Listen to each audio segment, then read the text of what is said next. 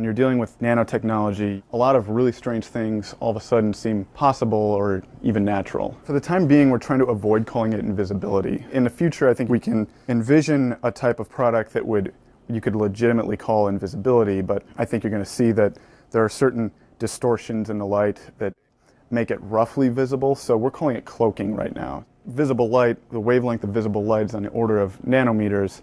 Nanoparticles are on the right scale to sort of interact with that and manipulate it.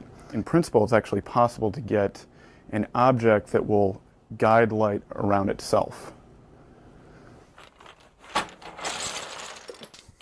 The sphere is this sort of easiest shape to do. Right now we can only cloak convex shapes, and that has to do with the sharp angles. So things like spheres and even cylinders, for the most part, we can do a pretty good job with. Squares, we can do it halfway decent job with, and then when we get to things like triangles where they have the more acute angles, that's where it sort of bends the light in a problematic way.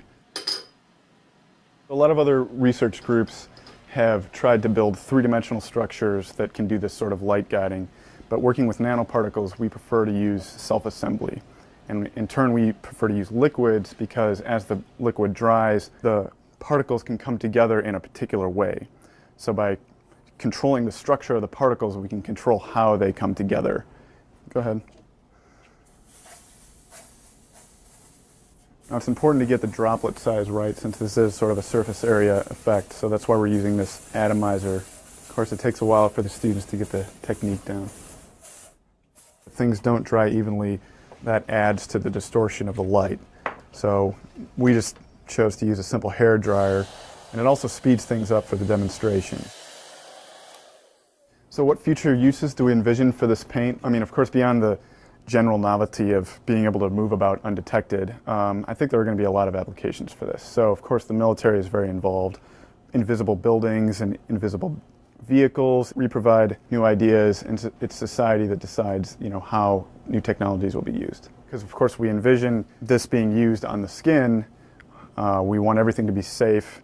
If this stuff gets onto the wrong hands, reverse engineered by people who wish to do harm. I mean, it sounds like a movie or something, but that's the kind of thing I think that keeps me up at night a little bit.